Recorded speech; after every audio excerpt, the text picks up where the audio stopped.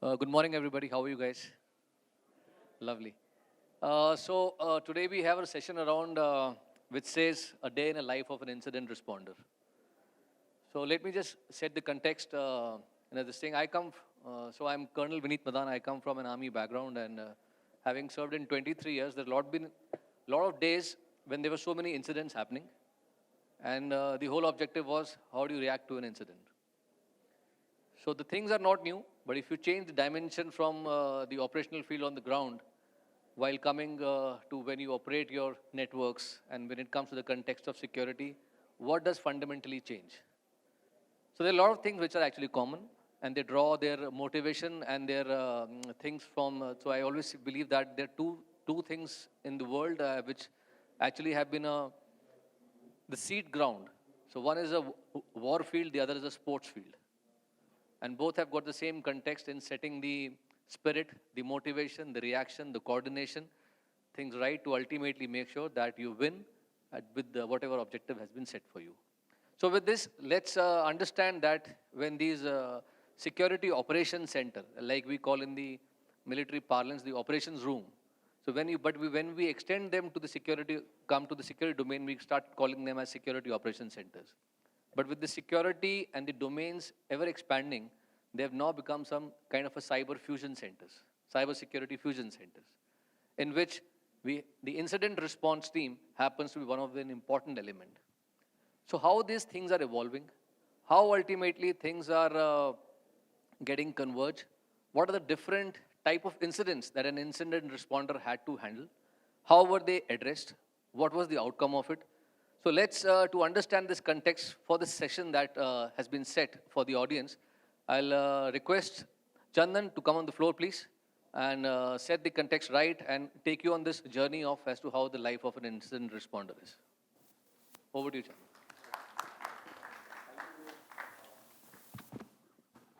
Good morning, everyone. Hope everyone has a good breakfast and you guys are running high on caffeine because next 1 hour we are going to take a dive in incident response, right? Can I have PPT, please? Okay, thank you.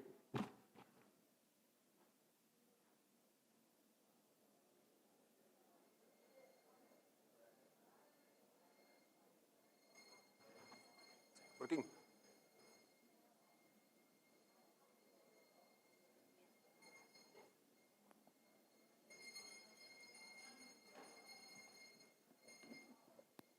So by the time he sets his slide right, I hope all of you are aware that DSCI has completed 15 years. So a big round for the team DSCI and the team Target, who are now in collaboration presenting the session, and cheers to all of us. Okay, so I got this picture for you. Can anyone guess what picture is this or what mission or? All right, can somebody tell me how far it is from lunar surface right now?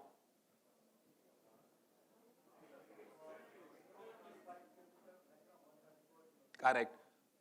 Can you tell me when it is going to land on a lunar surface today? 6 p.m. or 5:30? Okay, 5:30 it is going to start descent and 6:04 it is going to land. Correct? Everyone excited about it? I am too, and I'm looking forward for a successful landing, right?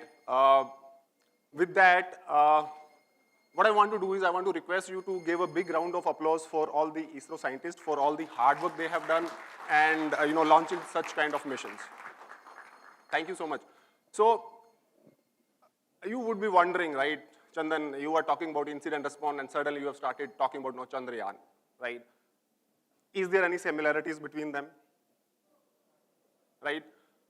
So I would say no, I can't match the scale, right? These kind of missions, right? Mission to moon or a space, right? The kind of infrastructure required or teams or all those things, the scale I can't really match it up. But when I was just reading this news today, yesterday, and right, thoughts came into my mind. What it takes, to execute a successful mission to a space. Anyone want to take a shot on that? What would it require? Like teamwork, anything else you think of?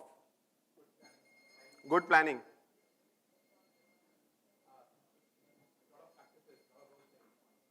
Lot of practices, I would say a lot of skill, lot of research, analytics, critical thinking, right? So many things are required to pull such kind of a mission, right? So same thing is required for incident response these days, right?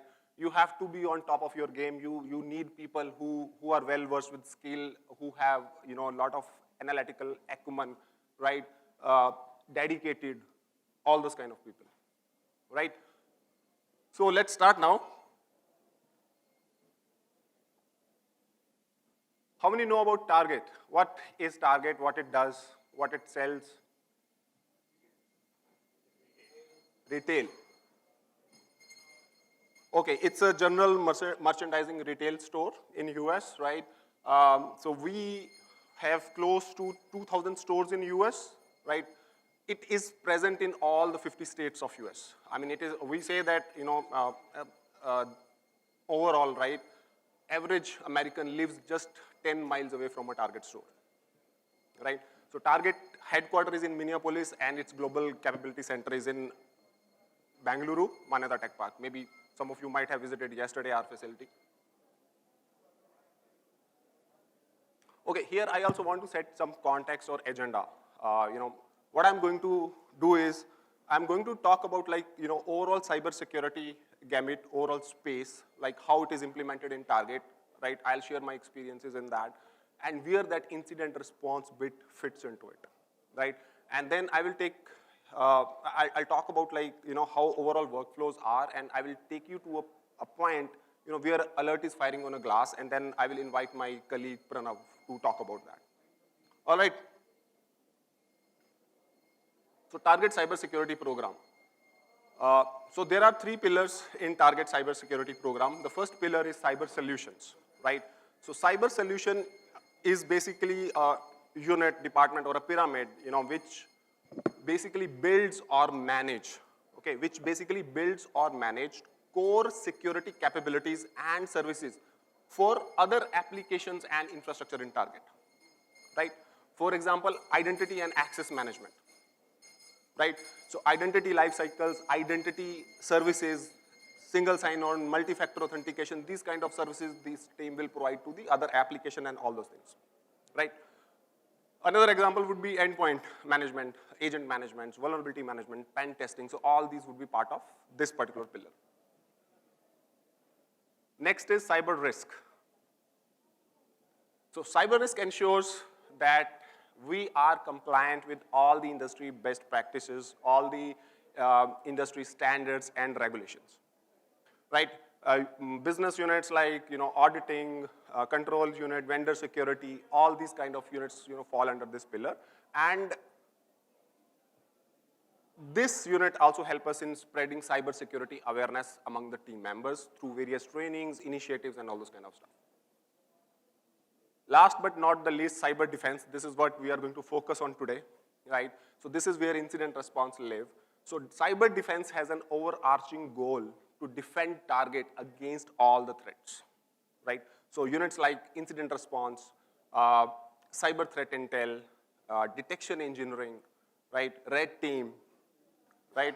So these are fraud and abuse, right? So these are the units which come under cyber defense, and it has to achieve that goal of defending our organization from all of these threats. With me? Okay. I think the slides are up and down, so we'll talk this first. How many of, so now we know about Target, we know about Target Security Program. How many of you know about Cyber Fusion Center? I know Vineet has just touched upon it. Anyone wants to take a shot at it? Any people from SOC here? Cyber Fusion Center. Have you heard that word, or Fusion Center? Okay, so I mean, some people call it as advanced SOC also, right? Basically, Cyber Fusion Center is unification of all the security-related functions, basically, and departments, right? They work together under one roof. A lot of collaboration happens over here, right? team members proactively research or search for threats and incidents and try to remediate them, contain them in a unified and a timely manner. Right? So here, the important piece is that collaboration and that proactiveness, right? We go after the threats, we go after threat actor, we figure out what are their TTPs, we figure out those things in our environment and we try to remediate those, right? This is how the Cyber Fusion Center looks in Bangalore, in Manada Tech Park, and this is in Minneapolis.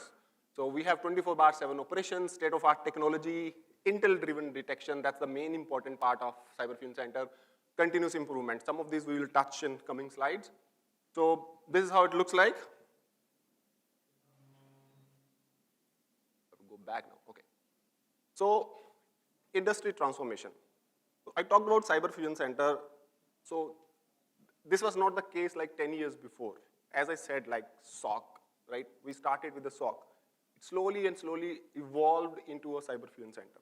So if you talk about a traditional SOCs, when we started, SOC was always a reactive kind of a thing, right? SIM used to exist.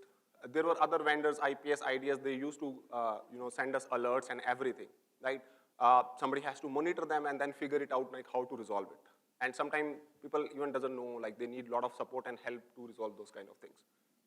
The team was in silo, and then that collaboration piece was missing, and it takes a lot of time sometimes to resolve certain issues at that point in time. Slowly, SOC evolved into advanced SOC or a Cyber Fusion Center, and you can see some of the teams. I'm not able to put all the teams over here, but important teams, right? CSER team, that's the incident response team you can see on the top. Threat intelligence team, detection engineering, data loss prevention or data protection team, RENT team, and incident management, that is EIM, enterprise incident management kind of a unit. So all these things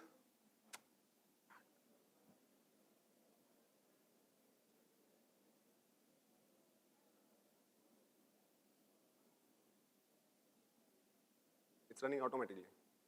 Sorry. I'm not doing anything. I can bring it back. Okay. Just press once, maybe. Okay. No.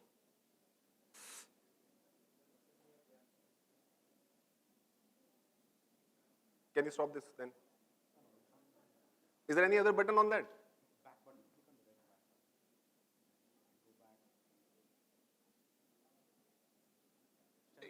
Oh. Yeah, it's working.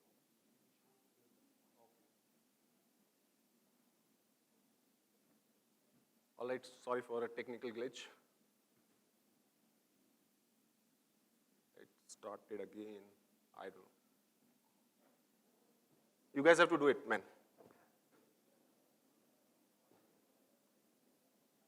Just see if it's working from here, you can try it. Go back, please, please, please.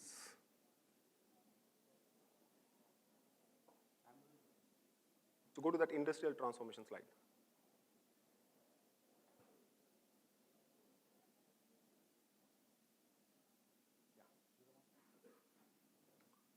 Okay. So I mean, these SOC evolved and become like Cyber Fusion Center. All these teams work in tandem, with a close collaboration. Share. We'll see that workflow how these teams work, and can quickly remediate those incidents. Go next. Go next. Yeah. So blue team triad. So have you heard of blue teaming, red teaming? Right.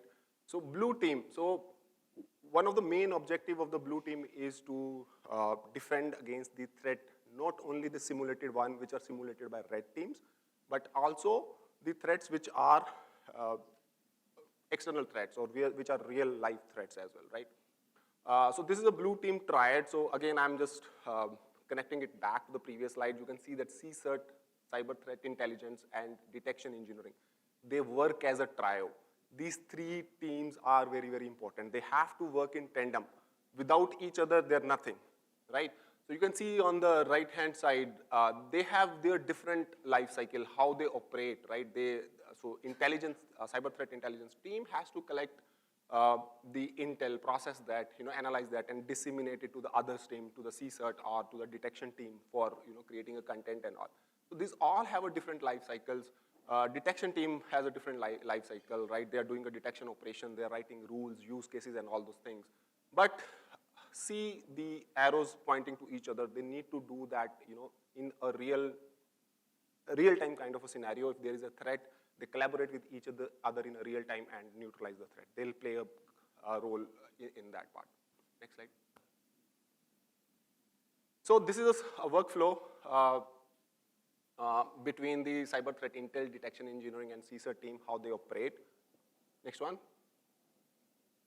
So cyber threat intel, going wild, collect the intelligence. It can be from the open source, it can be from their vendors or their own sources, right? Next one.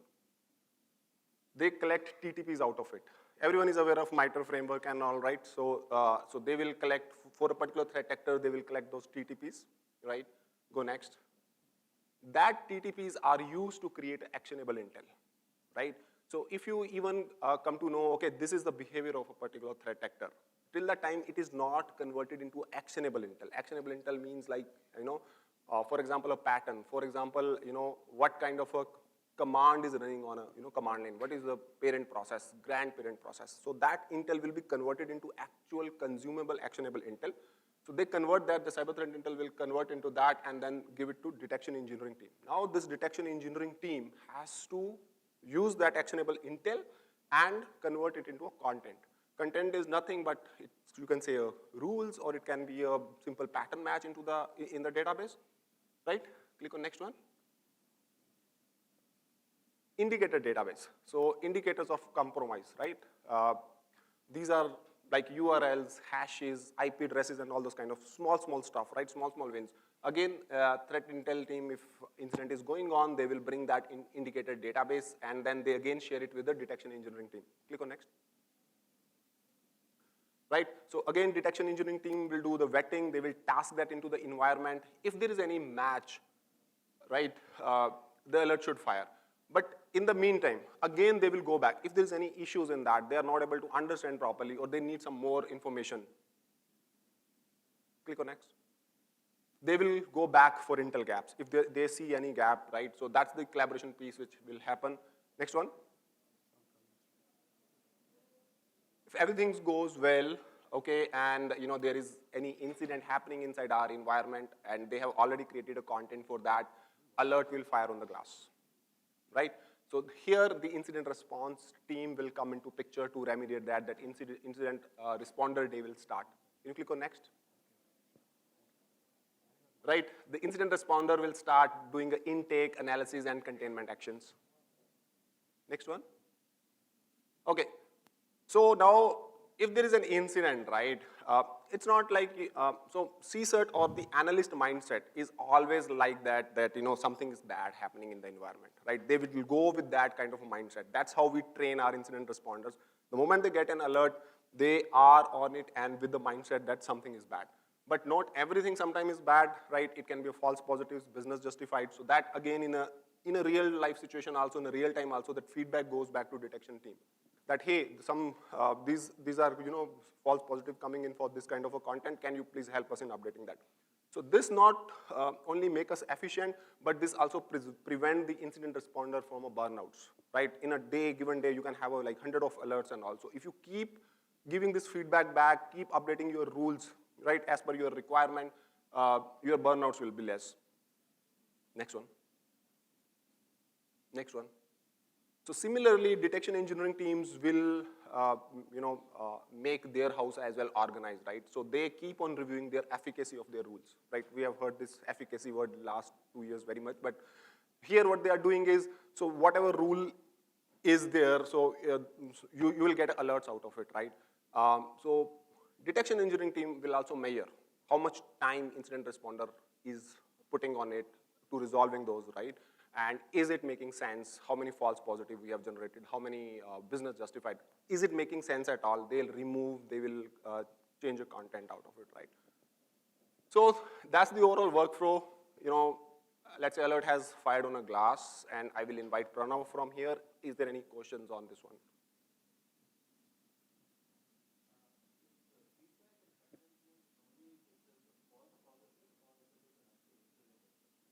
So good question.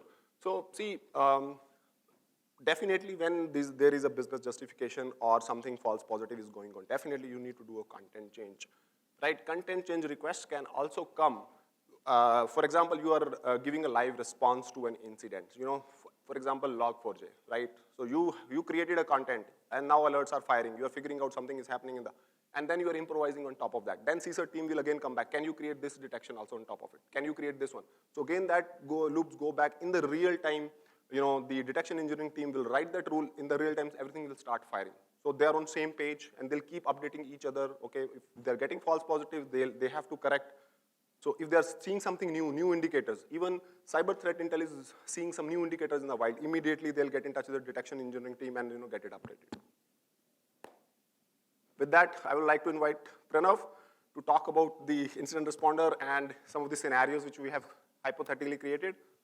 Thank you, Chandan. Thank you for setting the stage from the organizational perspective and then how we can take the response specific actions forward. For press Madhuri. For press. Yeah. Okay.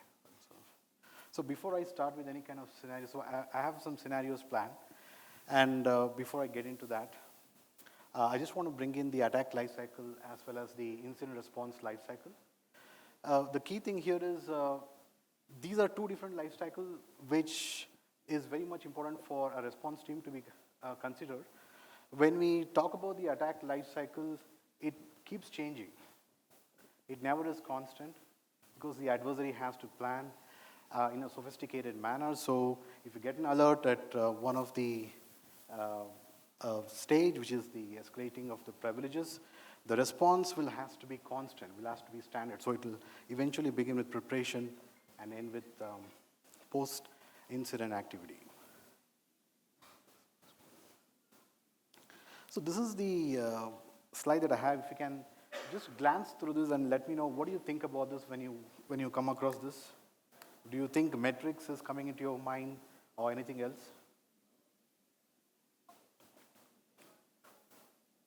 Please come forward and let me know. Yeah. What do you think you might have, I might have added this slide here? Any kind of... Yeah. So basically, this might come into the metrics platform for leadership like Chandan and other leaders. But from an incident response team, we have to keep a very constant lookout when we are so focused in our response efforts. We want to see how quickly we are able to contain a threat.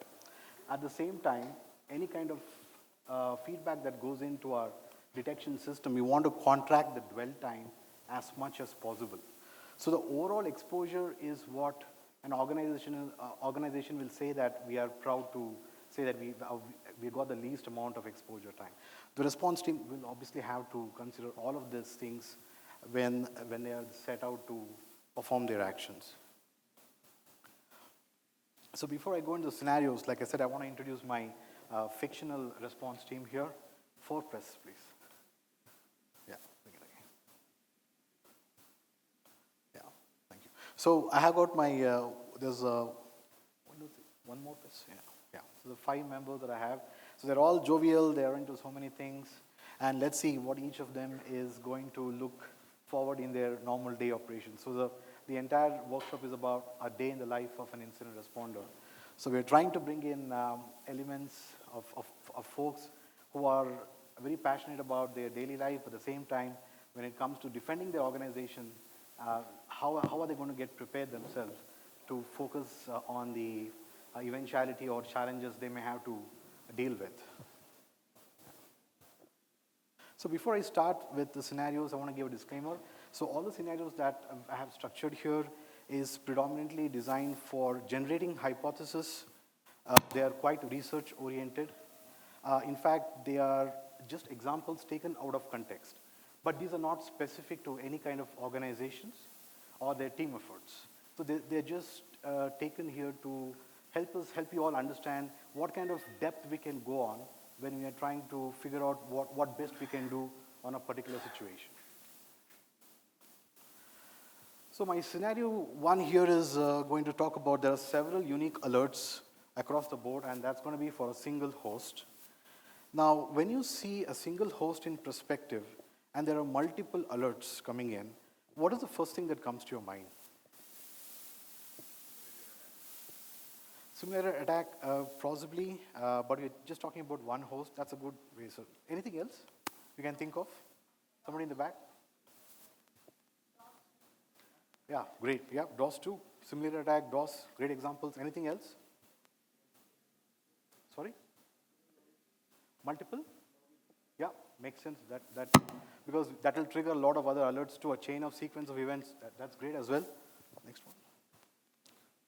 Can we have the next slide, please?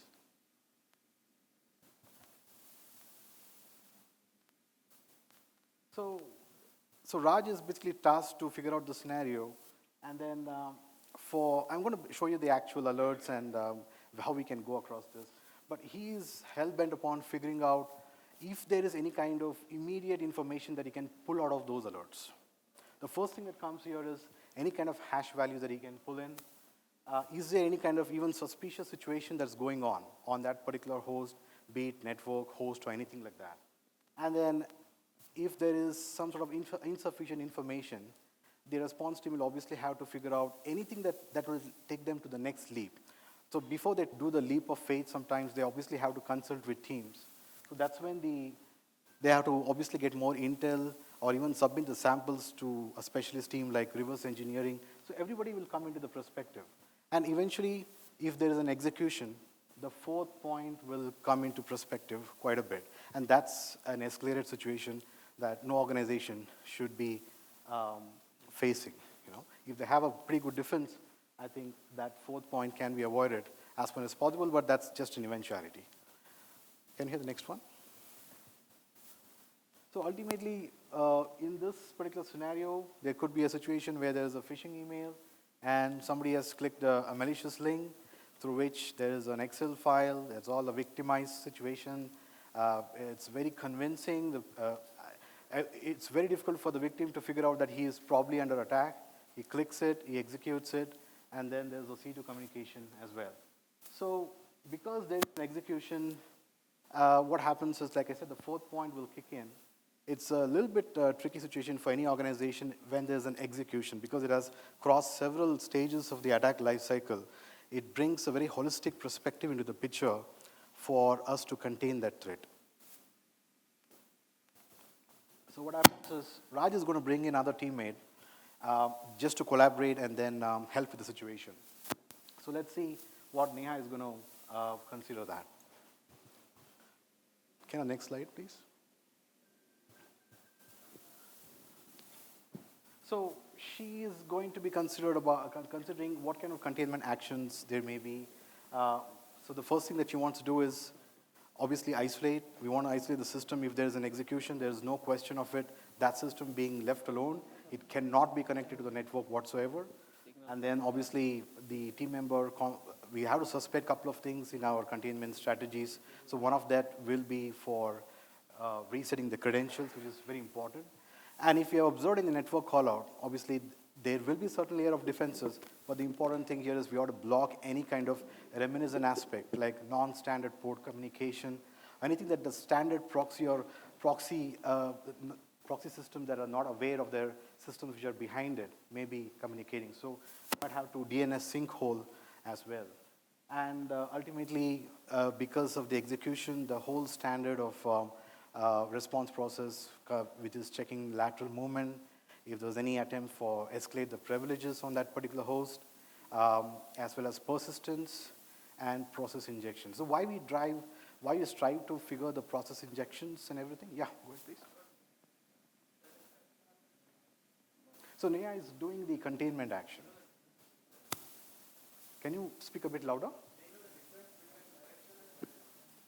Well, correction in this, Correction, right? If I'm correct, that is a correction. May I know the differences between containment and correction? Well, I can say correction is you're trying to correct this something that has not, or basically you were saying about remediation or something like that. Yes. Well, in this situation, I would say the correction would be to rebuild the host, most quickest way. We don't want our responders to get into the host and undo the things. So we don't want to get into the correction phase immediately. Our main focus is to contain that threat right away, right and then. You don't want things to escalate further. So the correctiveness that you're talking about, which is the remediation aspect, that comes into the perspective when you want, like, we just get the rebuild off and we are done with it. Simple as that. Does it answer your question? Yeah, right. Go for the next slide, please. And obviously the after actions would be to document any additional IOCs because we have leveraged our Intel teams and improve our detections as well. Like I said in the beginning of the slide, get that dwell time even closer as possible and all that. And obviously engage the team member not to click and all that, the user awareness aspect. Now, for the same scenario, I just want to highlight the kind of alerts that we might hypothesize. And one of the alert is over here on the left part of the slide. The key thing that we can focus is on the file create. I don't know whether it's kind of visible at the folks at the back, but I will try to voice it out. So please listen and let me know if you're not able to hear me. So the thing here is there is a random character, and then there is a bracket 1, and then exe. So this is basically the file that has come into the question, on the host in question, sorry. And there is also a URI here that says excelview.php. And then in the list of alerts, we also have last but one, which says there's a sensor which is sensing there is a download executable path in URI. So some of these alerts will have a name. The responder will have to be very focused in figuring out why those alerts came as to what are the motives of that, why trigger those specific alerts. So when we analyze those alerts, probably might take about 15, 20 minutes, but we don't have that much amount of time for us to leverage and then also focus on the containment efforts. So anything that we can extract in the maximum possible way would be an important thing, and that will also go as a feedback to the detection team to bring those key elements to the alert information as much as possible. So in the same scenario, the incident response team will obviously focus on extracting the live artifacts from the host. This becomes very critical when there is execution that is being percepted. So when we see an execution, we want to gather any kind of artifacts that we can get from the host. So one of the key artifacts I could say is when there is an alert that references to download path in the URI, we might we can think of an email coming in and somebody is clicking on that. So which means there should be some sort of web traffic, at least. We might even also see the other traffic, like what processes ran before that and all that stuff. I agree with you. But this is a sample that we were looking on the browser perspective. So in this particular screenshot, or an example, there are a couple of domains that is being called out. And I know you can't see the last black banner out there, but let me just tell you that there is actually information captured there which says enable content in the last banner. But I'm not able to show you that, it's very small. So which basically means that when you see an enable content, where do you think that might be? That might be in any of the Office applications. Does it ring? Right. So somebody there's in fact an email, there's probably an Excel file or something, which means a macro-enabled document coming into the picture here. Somebody's clicking on it, and the macro is running. In comes the download, and then the C2 communication will then begin. So there's going to be a communication to the initial URL, which obviously looks like that Parakeeto C mail or something, through which there's another download that's coming in, and then the C2 goes to the mediaclips.com or something like that. So basically the second stage of infection is pretty much evident in this. So this was a scenario that was considered to explain. Yeah.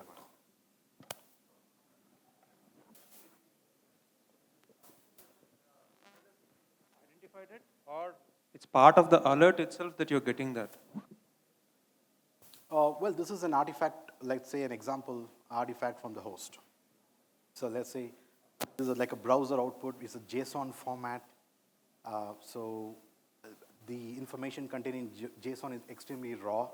So you may have to dig in deeper to figure out where exactly we might see these things.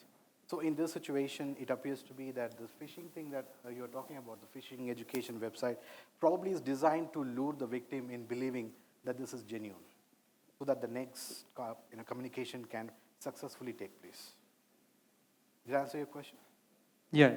So this is something which analyst has identified it's a physics education site, Yes. or is it on the site? That's the message that is displayed. Both of them too. So it is basically one and the same, right? So it seems to be as well, but we also feel that it needs to be because something has to happen because of that. That's the whole thing. No, see, if analyst is doing it, that means he has a prior information whether it is a phishing education site or not, right? Right. Because he would have that information. That's why I want to confirm whether it is something which analyst has written it, or is it something which your alert itself has identified it. So this information is taken as a screenshot once we extract the artifacts from the host. So this is an example, let's say it's in a JSON format. As you can Understood. see, it's in a raw format. Understood. It's just a screenshot, yeah. So an incident responder, when we have a very complex situation like execution occurring, we want to keep things in perspective and tie it back to the MITRE. We want to be as compelling as possible when we want to structure what exactly we have done, so that when we want to explain this to the stakeholders, we want to be absolutely sure of the actions that we have taken. So this is just an example that a team can come up with, like an after-the-fact timeline or an entry. This gives us a glimpse of what actions has been done, what action has been taken, and to that, what is the remediation or correction with the gentleman called. So those sort of things can be structured here.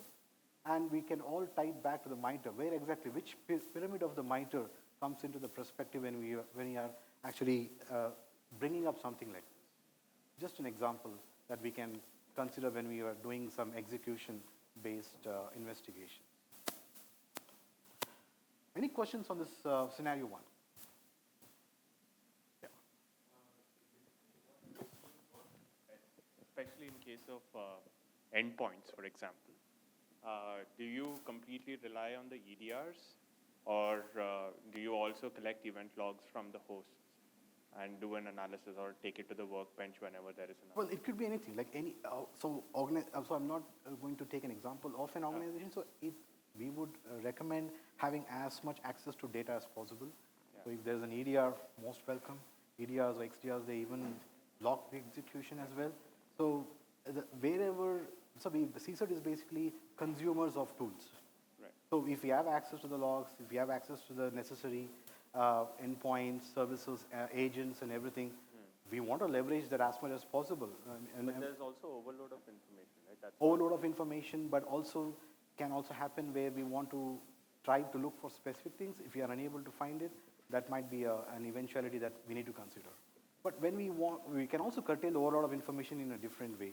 But what we are looking is what I'm trying to suggest here. And that's the reason we have to derive the hypothesis and figure out how the response plan should be. So the analyst acumen is what is being pictured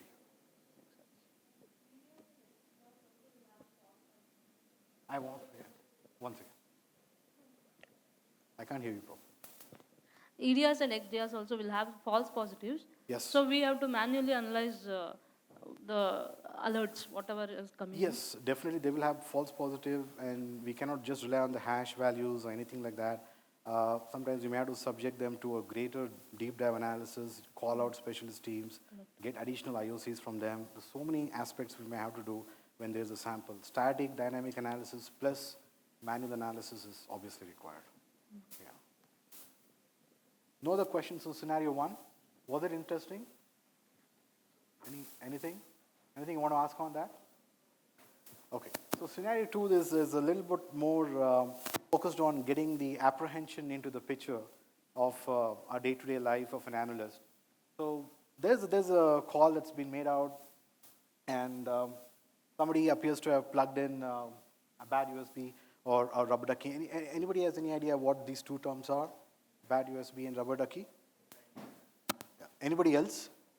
I'll let you know. Yeah. Bad USB and rubber ducky? Anybody else who is aware of these two terms?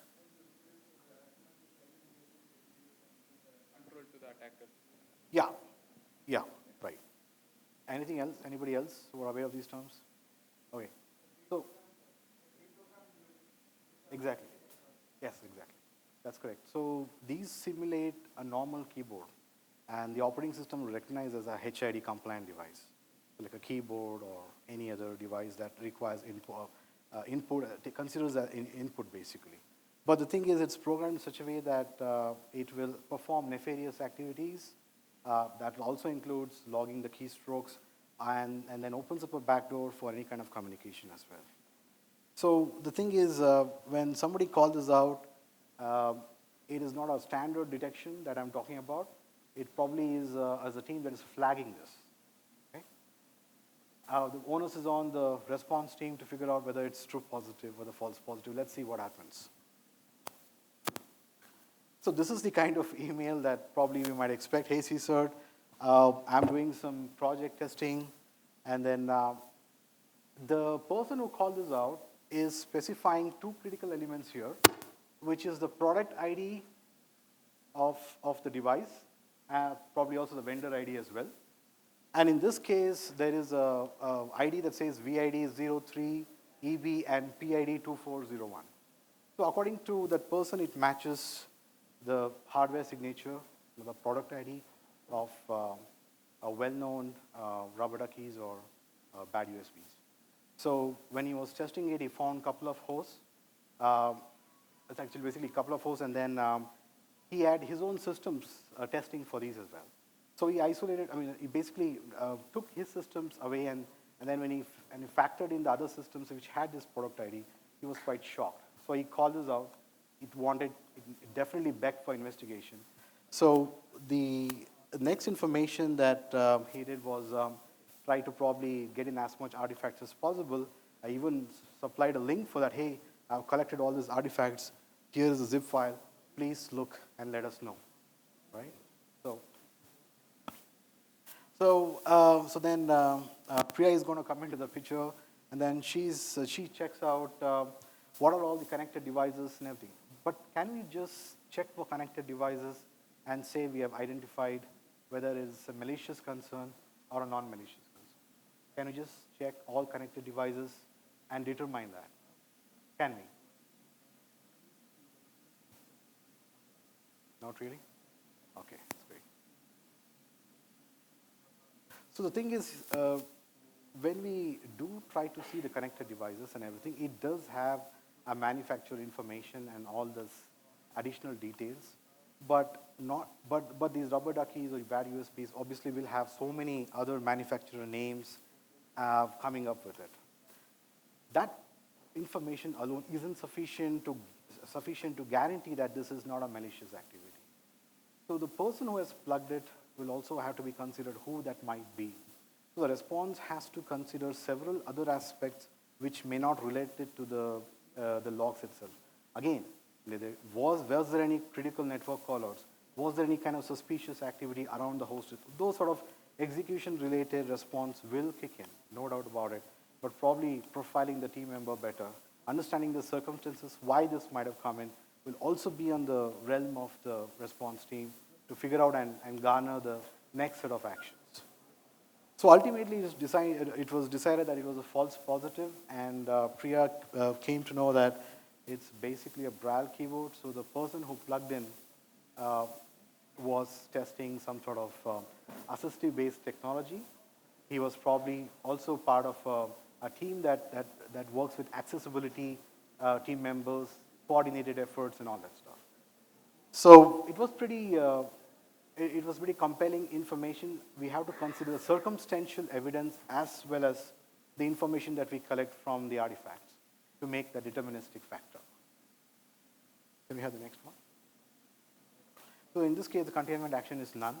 It's a false positive. But again, this was not a detection or anything like that, but we might also have the sent as the detection too. That will also work out. Come again? Well, if it is a rogue device, there are certain projects where you can even check the electricity consumption, spike.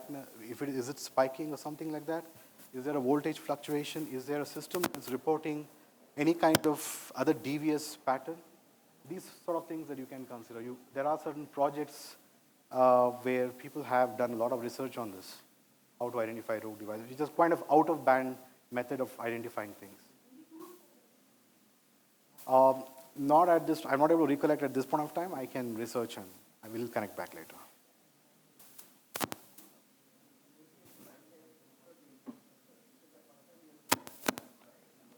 Exactly, fantastic. Maybe based on our past experience, right? One is look your infrastructure. Are you seeing that particular device for the first time, right? Maybe the golden image. If you have a golden image or a trusted image, which you already have a baseline versus what you are finding. Exactly. Second thing. Third thing is the kind of activity. See, basically, it boils down to you may have to keep that in observation and wait to see what kind of behavior it starts actually doing in the infrastructure, right? So based on these things, and the last but not least is to contact that either the user or the support staff, the hand and fit support to figure it out as to who is using for what purposes, so on and so forth. So that way you will be able to probably identify if at all if there is a rogue device as such. That's a fantastic call out. So definitely those can be considered as a very effective incident response plan. And yeah, that should be considered as well. So anything that we can call out to help or defend an organization is always welcome. So thank you for that. It's working, right? Can we have the next scenario? Obviously, we report back our findings, whether it's false positive, anything else. And if it needs to be reported to a stakeholder, we give us a detailed report as well. Next. So here's a scenario that I want to discuss where there is really no file, which means no file-based alert. There is no network-based alert. There is really no phishing email. And I'm saying no phishing email, but still there is somebody talking about a malware or a rat on the host. Can somebody envisage what this might actually be? Yeah, living off the land, fileless or something like that. Yeah, that's fair enough, but it's still not the case. Come again? Sorry, sir, can you repeat that? Just in the memory. No. Usage of USB device? Who's that, by the way? Okay. No. Basically, there's no file, so there's no lateral movement that we can. But no, sir, it's not possible.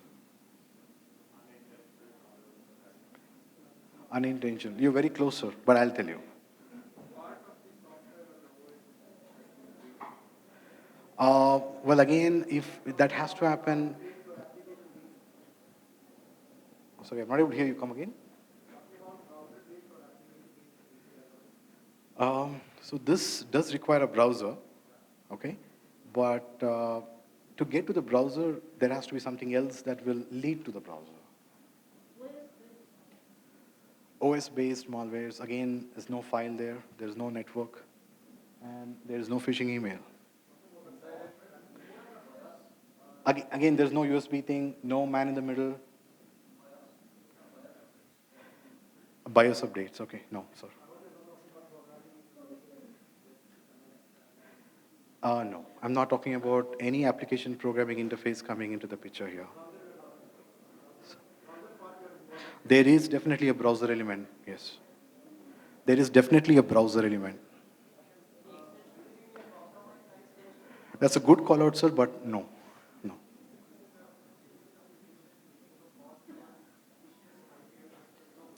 So I would say that there is a concern that there is a rat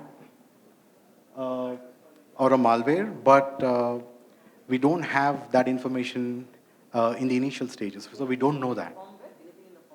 So no file, nothing. No, sir. There is not certificates as well. So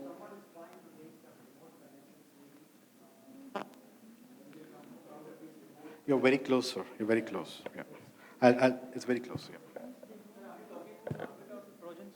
No. But again, that cannot have the network aspect. That cannot have the network aspect initially. So the attack vector is where the focus will be for the response team. Attack vector is always the numero uno here, and it is a very vital thing that we have to consider when we are responding or trying to contain a threat. If we don't have any clues of the attack vector, so we'll be basically headless chickens, and we don't want to be in that position at all. Next slide, please. Has anybody understood this term called as telephone-oriented attack deliveries? Anybody? So it's a very very simple thing, but it actually requires a lot of execution within the frame of social engineering. That is another, because somebody said insider threat as well. I heard that as, but we cannot directly confuse insider threat as social engineering, because when this happens, next slide please. Next slide. There is some sort of email like this. It has no it is not malicious, by the way. It has no button to click. There is no URL that it can redirect to. Initially, there is not even the browser. So in this very convincing way, the victim is basically is being told that you have a wonderful subscription or anything like that, and it's getting renewed, and I'm going to make it very free of cost. It's a one-time limited offer. Very convincing effort to make the team member or the user call a number, basically. So this is basically an out-of-band attack, I can see. Completely out of band, right? But again, it comes into the realm of social engineering, right? So when this happens, just the call number set up by the attacker, and then it all starts where the attacker can basically control the victim if the victim is vulnerable enough to understand or obey the instructions. A rat or a bazaware, malware, bazaware loader, anything that can be installed, and we can have a C2 and in no time a backdoor. Can you just go to the previous slide? Okay, that's okay. So in this particular situation, we might not have a clean-cut IOC here, but yes, detection is definitely possible. We can use certain OCR image as part of the detection, any kind of file scanners, like Strelka or anything like that, you can use to get the detections going forward. The major thing here is what kind of OCR information you're looking for. A lot of emails will have numbers like this. So it has to be more structured like any kind of subscription-based data which also has a number, and probably any kind of CDNs that will come into the picture where these emails are coming forward and all that stuff. When I say CDNs, it's basically the email body in conjunction to the OCR, any kind of references that we can identify, IOCs that we can identify within the email itself. So the detection will be slightly complicated, not a straightforward approach, but still we would be able to cache this out. So the obvious containment action is to get rid of this so no team member gets lured in the first place. Next one, please. These are toad attempt, and the emails will obviously have to be extracted. And also there are certain signatures that have been written.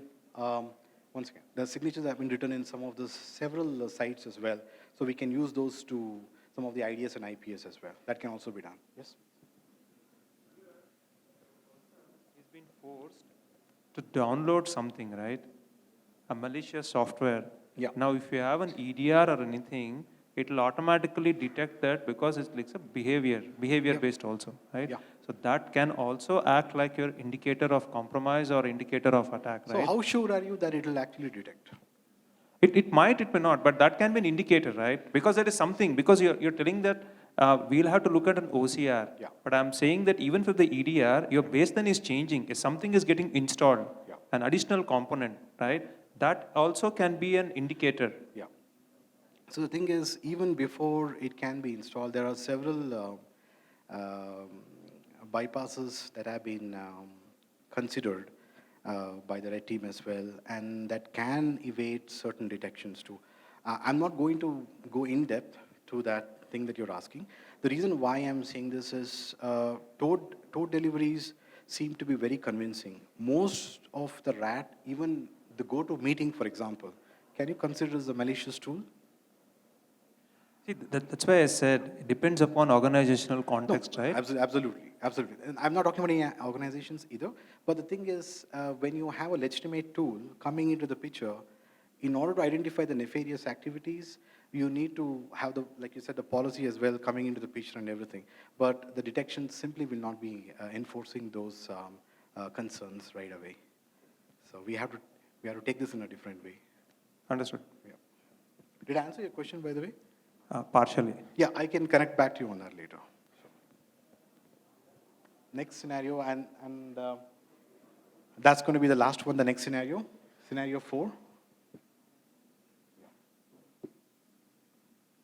So this is probably a very common one, but it is also needed for a day of an incident responder. So there is always a way that there will be a lot of traffic coming in from the host. There is a situation that people might do so many things. In this situation, yeah. Next slide. So in this situation that we have one incident responder who is just taking a break, trying to get things in perspective. He's been a very stressful day. There has been executions and there has been tour attempts and whatnot. So he's basically relaxing, and then there is a lot of high volume of block traffic in the firewall. He comes in back to the focus. It's very important for us to deviate from our responsibilities, at least to take a break and bring our perspective or shake things up a bit and then come back, because our focus needs to be there no matter what. And once he's back, so we are quite concerned about what the root cause will be, and a little bit of OSINT might be helpful here. Any kind of information that we want, we might not be able to get in the initial stages. There might be an IP address, there might be a host. Ultimately, there's going to be a situation where we simply don't have enough information to take it forward. So if I say that there is a firewall block for this domain, and then there is an IP address coming into the picture, I have an IP address, I have a domain. The IP address, if I'm going to look into my DHCP logs for that particular time, that particular system may be assigned, I can get that system. But I want to know what the domain is. Is that malicious in the first place? It should be, because it's getting blocked. So OSINT is very critical, and as a response team, OSINT is one of the basic tools that we use extensively to figure out the next set of containment efforts or directions that the response should actually take. So in this case, it happens to be a Netflix party extension, and then we want to figure out how did that come into the picture, is there any additional intel that we can bring in for the domain, scope more extensions, and this is where it becomes a little bit tricky. Just he's about to unwind again, there are like 10 or 100 machines coming into the picture. Can you go to the next slide? Next again. Anything else? Next again, please. Yeah. So in this thing, we are able to see that this is coming from, again, from an OSINT. We are able to extract this very clearly and redirect, saying that this is definitely an extension related to Netflix party. But there could be other IOCs that we might have to check if there is any other domain that might be there that could be making a call out as well. So this level of JSON, investigating the JSON or any other JavaScript information within the public domain is going to give us crucial lead. Can you have the next slide? So if there is one host, you can have a remote session with that host. You can try to list the extensions out. This is basically listing the extensions. But if there are more than 10, 15, hundreds of these extensions in like multiple hosts, like several hundreds, what do you think might be the effective containment plan? I just have one analyst at the end of the day. and this is only one person working. I don't have I can't play with the number game.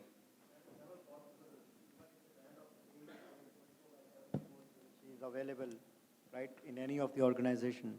But yeah, in this case, it's basically kind of, you can say, a multiple outbreak related scenario, right, where multiple systems are infected.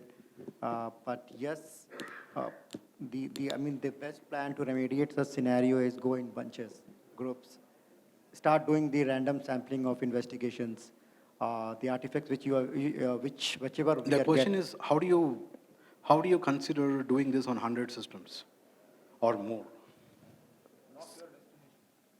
A segregation from the network. It's just a call out. It's already blocked. Why do you want to segregate? Because okay, so again, it depends upon the scenarios. If a particular group of systems are affected, we can take a call. But if multiple groups are involved, then that might can take a different approach to contain them or isolate them. No, let's forget the isolation part. I'm just concerned about getting rid of the extensions. There are hundreds of machines involved.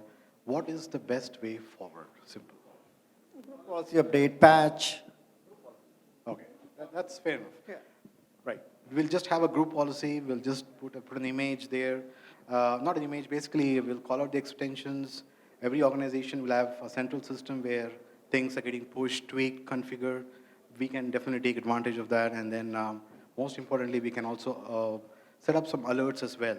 Because if there are similar extensions we have identified, and we can also get an alert too. So, yeah, that's a very good call out. So, that could be the ultimate containment action that we can take. Basically, I was trying to showcase the comprehensive aspect of resolution without giving too much stress for the analyst. The focus should be on leveraging the tools because we are consumers. What was the first one which actually indicated that? I mean, which is the first host probably, or the endpoint which started giving that kind of a behavior to start with? At least keep that as an artifact because you want to do further research. Yep. Maybe rest of them you can go through with the group policy Exactly. because you still need to kind of keep some evidences out there. Yep, that's there. Yep. Definitely there. Yeah, go ahead, please. Okay, so also most of the time what we do is, sometimes you don't have to take immediate action because you still would like to learn more about that particular activity, right? Exactly. So that you can go ahead later on and come up with some own detection strategies and all.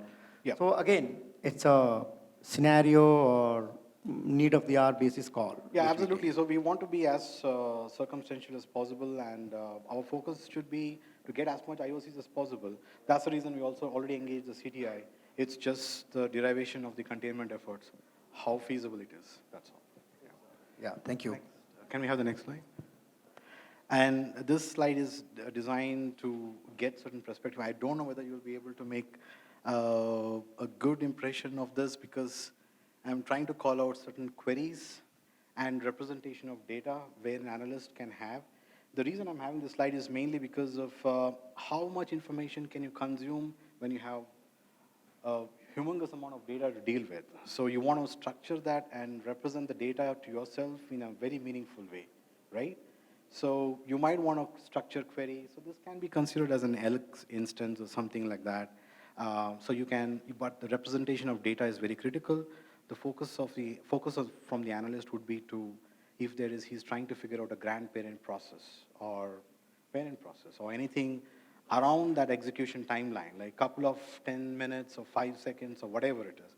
He needs to have the data that is structured that he can understand. So here I'm just trying to call out, there's a field name that says WinLog, computer name, so-and-so. I'm giving a wildcard here. And then there's a table. And I'm calling out all those field names there. So the field names basically represent the rows and columns through which, basically the columns through which I can get all them in one page, one pane or something like that. So these are some of the structures in which how you want to investigate as well. So that is very critical, and if there is a tool that a responder can take advantage of, it should be facilitated to him. That's all. Can we have the next one? I think it's pretty much the end. Next one. So, yeah. Full luck, please, sir. Next full luck.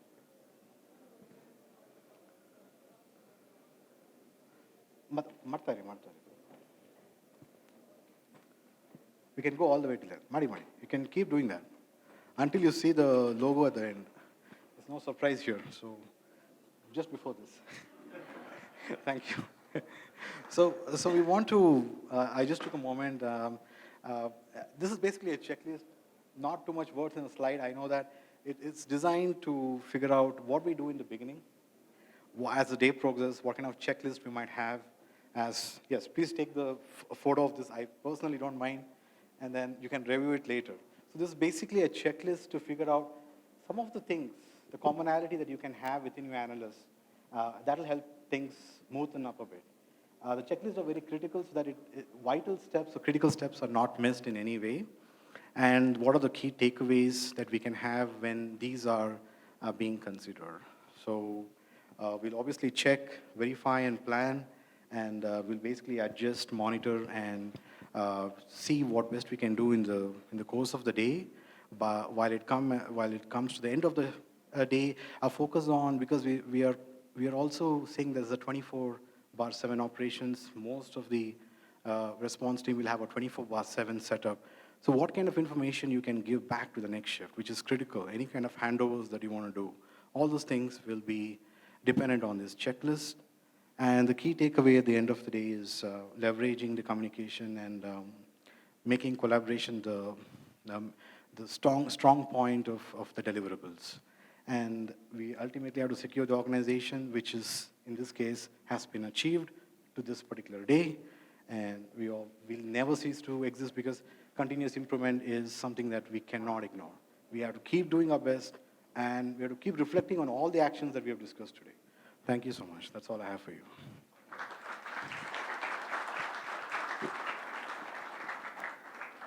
So there are still 10 minutes left, and I'll not let the incident responders rest.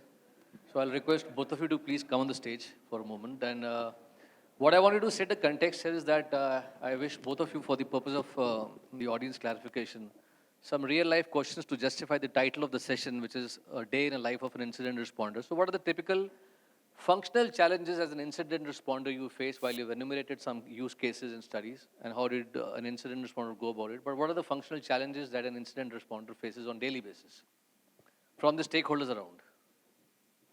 This is working. So first thing I would say, we are talking about... I think let's have a seat.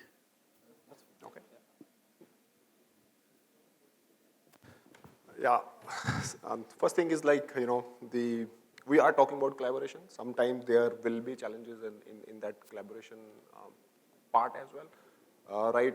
Because it's not, the internal teams they are collaborating with or doing with. Sometimes there will be a case, right, where you never know which team you have to contact and then figure out things and, talk to them as somebody pointed out, right? You can contact the user, right? So those kind of collaborations are challenging sometimes, and then there are teams to handle that as well, but that's one main thing which I see, overall in the stakeholders. Anything from your side? Yeah, basically the pyramid of all the MITRE perspective, our standard playbooks, all those things will aid to those functional aspects. The skill will basically support it, but availability of certain tools, resources, how you can consume them, and what sense you can make out of it, those are some of the things that will make as a foundational aspect, and functional too. So while as an incident responder, you keep on doing a job, and if all goes well, is it a thankless job at times? No, it's definitely not thankless from my perspective. It might go unnoticed as to the people who are behind the scenes, but there are critical people, I'm sure, in any organization for that matter, who are particular and very much aware of this behind the scenes heroes. So so from here I would like to take you to actually the question where, what is the KPI of an incident responder? How do you rate between an incident responder who's doing his job well vis-a-vis somebody who's doing it exceptionally well? The question I will give you back is there a breach at the end of the day? So yeah, the severity of incidents and all. So we can measure the qualities and all, the way we operate on those lines. But yeah, it all depends upon, how the day is, what kind of alerts we have got, what the severity of those things, and then accordingly we can call it out.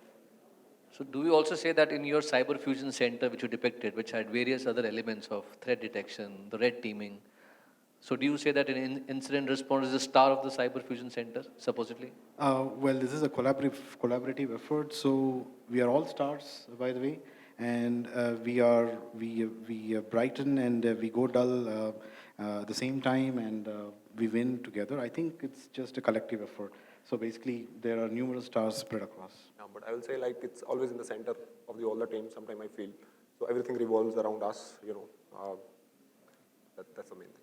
Great. It's kind of stuff. Also, would you like to just touch upon as to the aspect that how much automation and how much is the own capability of an incident responder? What is the balance between these two? Yeah, I would say like we always focus on some manual aspects. Yes, we depend upon so many tools. We should have those tools to aid the incident responders. But the manual knowledge is very much important. And to talk about the automation, like you might heard of SOAR and all those kind of technologies are kicking in, AI and all. So that helps. That's reduce that burnout basically in future. Like when these technologies kick in properly, the AI part of it, some of the incidents, right, where we have to do a lot of manual analysis, that can be done automatically. So that will help, but overall from a skill perspective and all, we always sometimes focus on the analyst should know how tools are working, right? So what actually is happening inside the tool rather than just blindly, dependent on a tool. So for all those in the audience who may be enthusiasts or who maybe want to pursue this as a career path to as an incident, what do you recommend? What should be their learning path to become a successful incident responder? First thing I would say that the passion. So you have to be passionate about this because at time, I think there are a few SOC analysts already there. So the job can become sometimes very stressful. So till the time you doesn't have a passion to solve those puzzles, right, which we encounter day in, day out, till that time you will not be able to succeed. And apart from that, skills you will gradually pick up, right? So if you have that engineering mindset and all those kind of things, skills you will pick up, we will train you, there are a lot of tools around that, but first one of the basic requirement according to me, that passion should be there. Yeah, same thing I echo Chandan, but if there is no continuous improvement at the end of the day, it's just starting from the dark again. So we do start from the dark pretty much. That is what an incident responder will eventually feel, but the continuous improvement will always have the light at the end of the tunnel. So that's the aim, and that's the direction that we have to go. So we still have just few more minutes in case somebody wants to squeeze out from the incident responder. We open the house to the audience question. Just 2 questions in case somebody has a question to ask.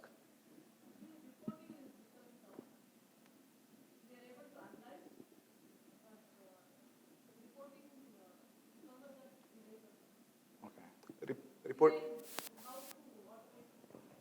So in this case, are you saying reporting or communicating?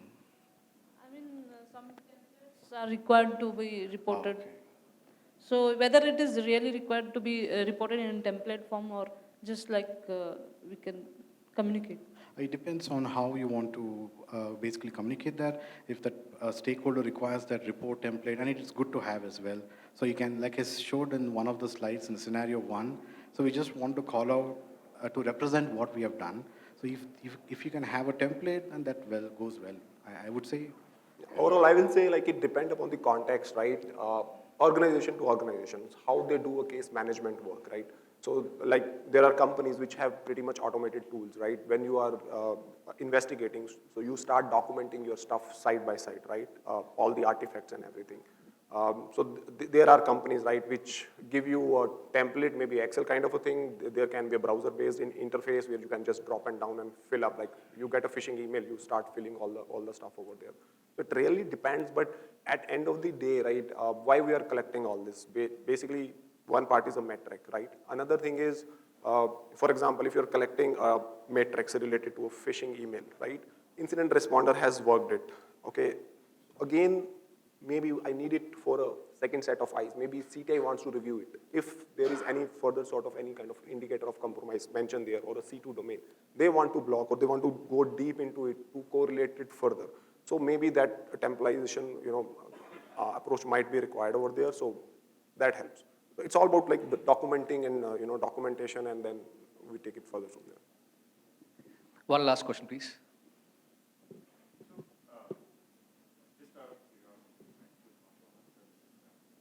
Being in the retail space, one is the part of your enterprise security, which is you protect the endpoints and stuff, the perimeters and things like that. How do you take care of the retail side of it? Because I'm assuming at the stores, for example, you may have different types of devices, including embedded devices. You may have POS systems. So all of that. So do you also aggregate and correlate, do some analysis of those? Yeah, definitely. Like, will post have- devices or systems at stores, basically, right? So they all report into like somewhere in that infrastructure, right? And from there on, we'll take it. But the outlook towards what you would see as threats from, an enterprise standpoint versus a store standpoint, for example, an attack vector originating out of a store could be completely different because. Definitely. And, that way, that would be more priority also. Yeah, Right? but most importantly, Something is originating from that place, right? Maybe pause or something. So that would be a highest priority as well. But I would say, to your question, the most signifying thing here is hardening the systems. We want to make sure that the vendor, probably any organization for that matter, when they choose a vendor, they have to work very closely. The engineering teams has to work very closely to harden the systems in the first place. So we don't want to get into a response scenario. We rather want to cut out all options. That could also mean that shoulder surfing. That could also mean somebody is free enough to plug something back, rogue devices and all this stuff. We want to eliminate all those physical and social verticals of any security challenges we might have. And then the response will only kick in if it is really something out of the blue.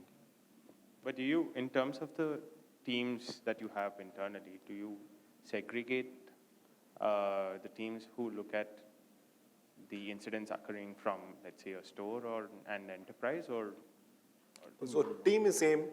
If you talk about incident response team, so we are not distributing geographies or store is different or something like that. But there are multiple teams, right? He's talking about hardening. So hardening is a separate team, right, altogether. So, they have to work in tandem. That's all.